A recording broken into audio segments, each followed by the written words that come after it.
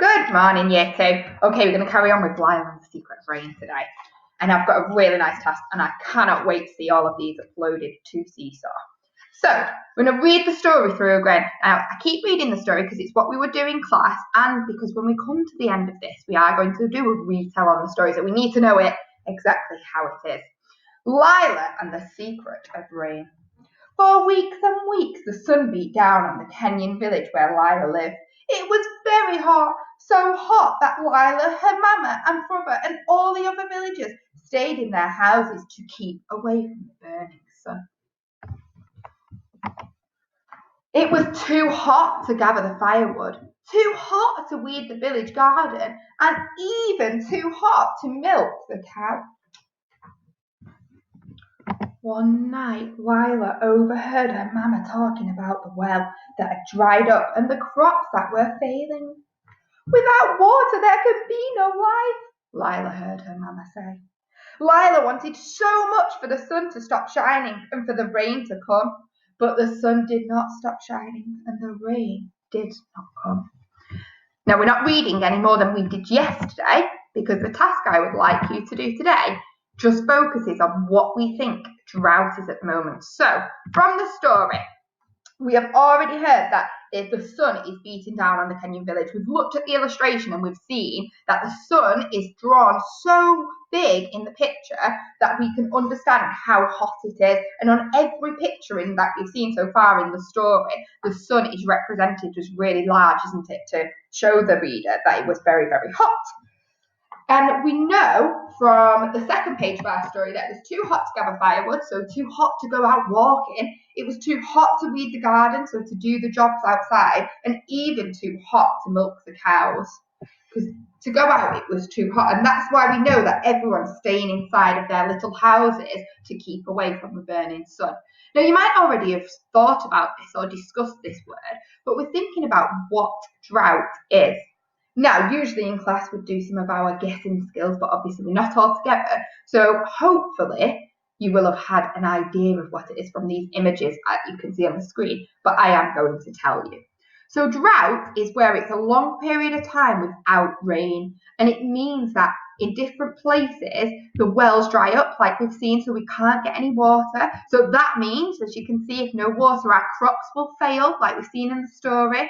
Our animals, our cows, would start to get skinny because they've got no food that they can eat and things cannot grow.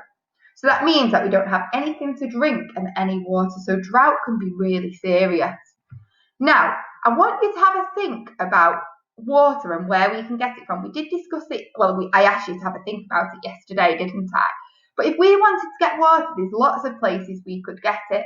We could just simply go to the taps and get it. We have lots of water fountains, don't we, around school? We could go to our fridge and some of our fridges let water. We can get water out of our fridges, can't we? We could go to the supermarket and buy water. If all of those things run out, we have lots of lakes and rivers and the seaside where we could get water from. So, have a think about Lila in the story, and there's one place that we've heard that she can get water from, and that's the well, isn't it? And even that's drying up at the moment. So why do you think water is more precious to Lila than it is to us? And I'd like you to just do one sentence on your sheet about why it's so precious. The option I'm also giving you here is on Seesaw, you could record yourself doing this sentence, and I could hear you do it if you submit it. So you could say, I think water is more precious to Lila because, and I want to hear your examples. Now, the really nice task I've got for you to do today is you'll get these sheets in your pack that you can see now, just blank pieces of paper.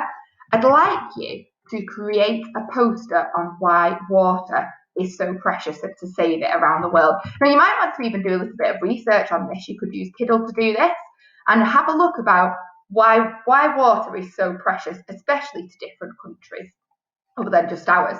So I've got a few examples of Save the Water posters here. I think the best ones that are submitted on Seesaw I might print off and put near our taps round the classroom for the other children who are in school at the moment to have a look at.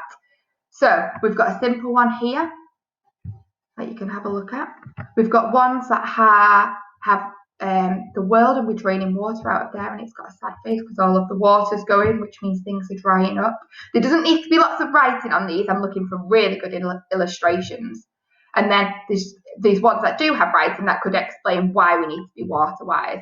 So I'd like the task for you today. The first thing I'd like you to do is to write a sentence stem on why water is so precious to Lila, or why it's more precious to Lila than it is to us. Again, you don't have to write this. You could record on Seesaw and send it to me.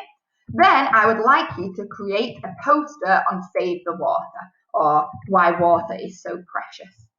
I cannot wait to see these. And like I said, any of the excellent ones, well, I'm sure they'll all be excellent, but some of the fantastic ones I'm going to print off, put around the classroom, and I can even take a picture and send these back to you.